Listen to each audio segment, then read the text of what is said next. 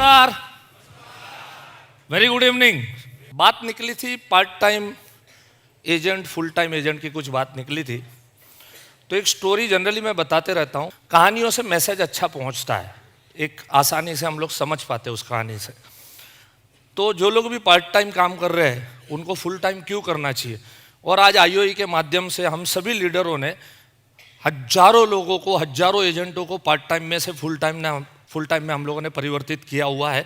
अच्छा, हाथ जरा उठाएंगे कितने पार्ट टाइम में थे और अभी आईओई से जुड़ने के बाद में फुल टाइम हो गए, जरा हाथ उठाएंगे यहाँ पर। वाह, आप संख्या देख सकते हैं। तो इतने लोग आईओई ने फुल टाइम इंश्योरेंस एजेंट दिए। जो भी कोर्सेस में आते हैं तो उनको समझ में आता है अल्टीमेटली पार्ट टाइम हम लोग क्यों कर रहे हैं। जब यहाँ पर राम नायर कुछ बता रहे थे और अमोल शर्मा पूछ रहे थे कि आपको टाइम क्यों लगा, आप पार्ट टाइम में से फुल टाइम होने को क्यों टाइम लगा, क्या हुआ, तो मेरे मन में एक सवाल आ रहा था कि ये बहुत सारे परफॉर्मर पार्ट टाइम है, ये फुल टाइम क्यों नहीं हो रहे। तो इनको लगता है ये फुल टाइम होके भी चाहे लगा करत नहीं, हाँ उससे तो अच्छा है कि मैं पार्ट टाइम होके एमडीआरटी कर रहा हूँ और मेरे को यही करना चाहिए। तो कहीं ना कहीं जो फुल टाइम नॉन परफॉर्मर है वो कहीं ना कहीं इनको प्रेरित कर रहे हैं कि पार्ट टाइम एलआईसी एजेंट रहो। लेकिन नो डाउट ये सब हालत कब होती है कि जब ये आईओई में नहीं आए।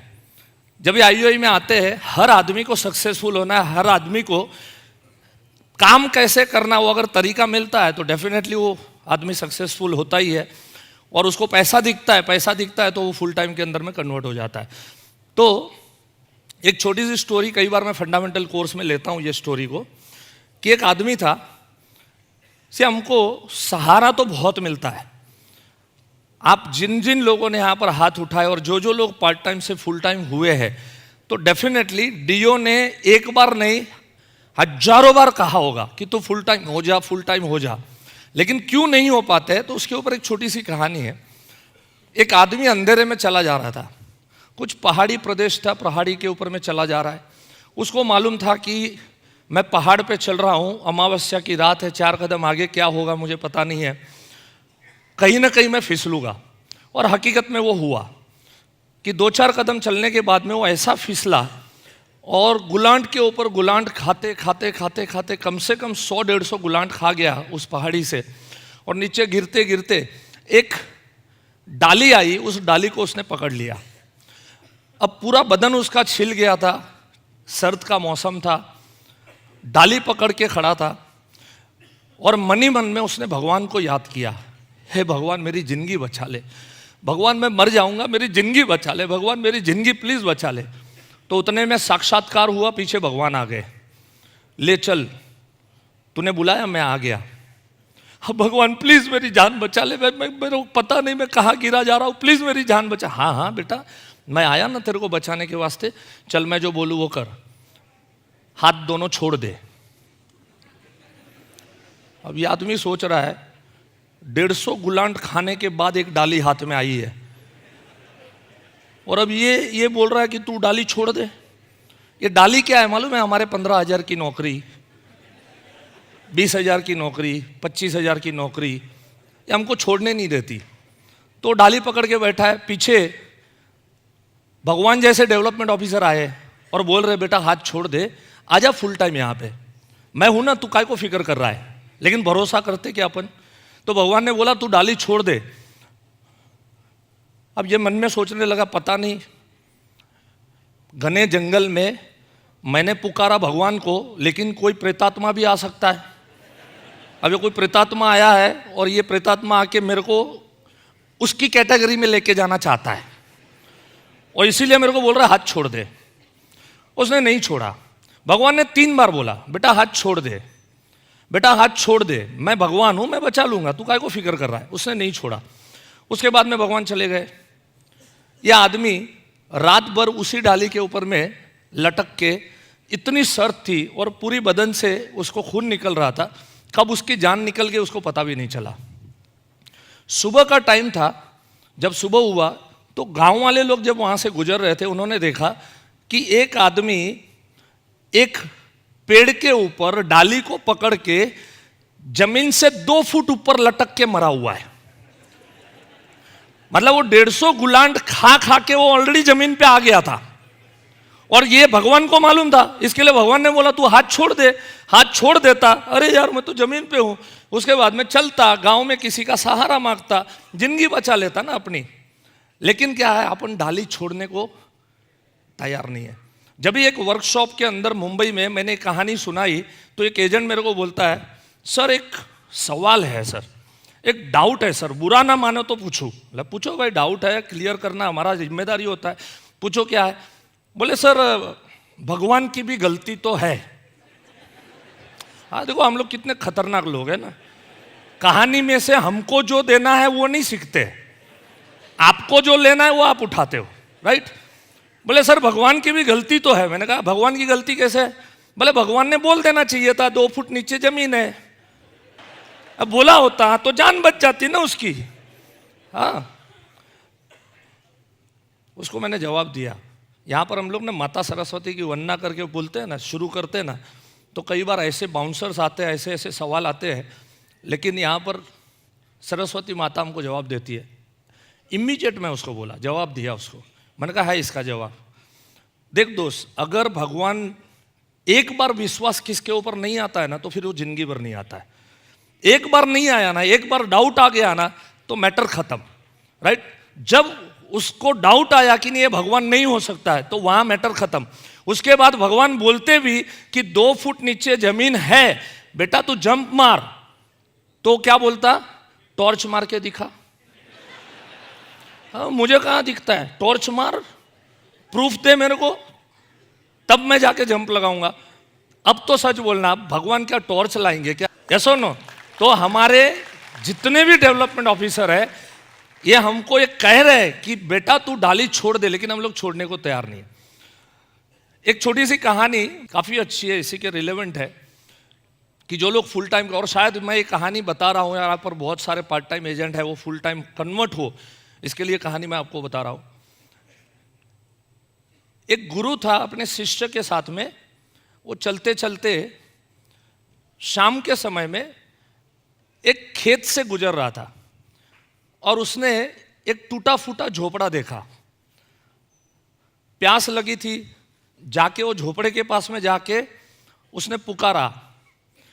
अंदर से एक व्यक्ति आया, पूरा फटीचर हालत था उसका। उसके कपड़ों से पता चल रहा था कि मुश्किल से 2 वक्त की रोटी इसको मिलती होगी। साथ में उसका परिवार भी आया, उनका भी हालत ऐसा ही, 3 बच्चे थे, उसकी वाइफ थी। गुरुजी ने बोला हमें पानी चाहिए, प्यास लगी है, उसको पानी पिलाया। उसके बाद गुरुजी ने पूछा कि तुम करते क्या हो? तुम्हारे पास इतनी अच्छी जमीन पड़ी है, लेकिन उस जमीन में कुछ उगाया नहीं, कुछ नहीं, तो तुम्हारा गुजरान कैसे चलता है? करते क्या हो तुम? तो बोले गुरुजी एक भैंस है, और ये भैंस जो है वो रोज की मेरे को 10 लीटर दूध देती है, उसमें से कुछ लीटर घर के लिए रख लेता हूँ, बाकी का मैं बेच देता हूँ, बस उसी से गुजारा हो जाता है, 2 वक्त की रोटियाँ निकल जाती है। गुरुजी सो गए। सुबह में आधी रात को 2:30 बजे 3 बजे गुरुजी ने शिष्य को उठाया, बोले ए उठ, खड़ा हो जा। बोले गुरुजी क्या है, अभी जाना है? बोला हाँ अभी जाना है, और जाने से पहले एक काम करना है, ये जो भैंस है ना, ये भैंस को मैंने देखा है आगे 10 कदम आगे कुआं है, उसमें उस भैंस को धक्का देके मार देना है, और वो काम तू करेगा। गुरु कभी खुद नहीं करता, वो शिष्य से करवाता है। तो उसने क्या बोला कि ये भैंस को कुएं में तेरे को फेंकना है, मैं नहीं फेंकूंगा, ये तेरे को फेंकना पड़ेगा। शिष्य को उसने आर्ग्यूमेंट करने का कोशिश किया, लेकिन गुरु ने माना नहीं, बोले मैं जो बोलूँ वो करना पड़ेगा ना, तू मेरा शिष्य है। तो आखिर में दिल पे पत्थर रख के उस शिष्य ने भैंस को वहां से छोड़ा, 10 कदम दूर जो कुआं था उसमें धक्का दिया, भैंस मर गई, और आधी रात को वो दोनों भाग गए वहां से। शिष्य ने गुरु को छोड़ दिया। क्यों छोड़ा? कि ऐसा गुरु, ऐसा पापी गुरु, मेरे से पाप करवाया, खुद तो नहीं किया, मेरे से पाप करवाया, तो उसने गुरु को छोड़ दिया। लेकिन गुरु ने बहुत सारे अच्छे अच्छे वचन उसको सिखाए थे, उससे वो सक्सेसफुल हो गया, बहुत बड़ा बिजनेसमैन हो गया। 5 साल के बाद बहुत सक्सेसफुल होने के बाद ये शिष्य ने सोचा, लेकिन उसके दिल में कहीं ना कहीं डंक था कि मैंने एक गलत काम किया जीवन में, कि किसी की रोजी रोटी जिसके ऊपर चलती थी और उस भैंस को मैंने मार डाला। तो वो अपनी गाड़ी लेके उस जगह पे आया उस फार्मर से माफ़ी मांगने के वास्ते। लेकिन वो देख रहा है कि वहाँ पर झोपड़ा नहीं है, 2 माले का मकान है।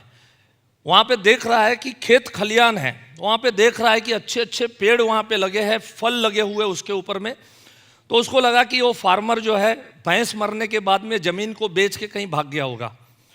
लेकिन उसने देखा कि खेतों में से एक आदमी गुजर के आ रहा था, बराबर 5 साल पहले वाला ही आदमी था। हुआ बड़े बढ़िया से कपड़े पहने थे, अच्छे से। ये शिष्य उसके पास जाके बोलता है, नमस्ते भाई साहब, आप मुझे पहचानते?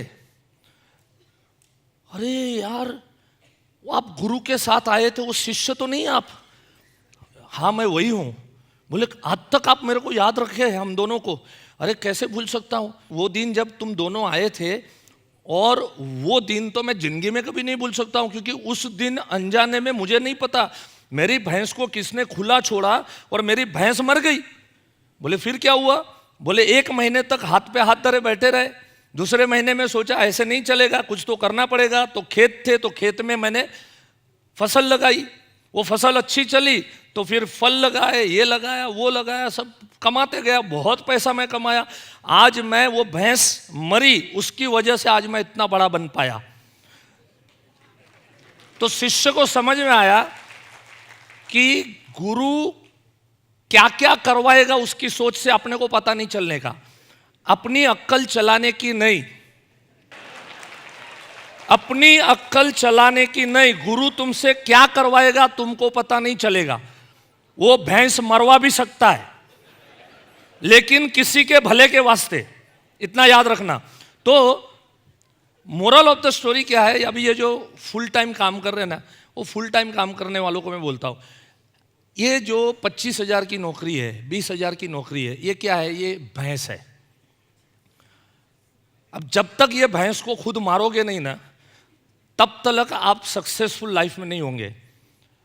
और जो लोग फुल टाइम काम कर रहे हैं, उन्होंने भी एक भैंस पाल के रखी है, रिन्यूअल वाली भैंस। आ रहा है 25,000 50,000 रुपया, तो ये रिन्यूअल की भैंस को भी मारना पड़ेगा, राइट? सो पार्ट टाइम वालों को नौकरी की भैंस को मारना है, फुल टाइम वालों को कौन सी भैंस को मारना है? रिन्यूअल वाली भैंस को मारना है। चलो अभी एक साथ ताली बजाओ।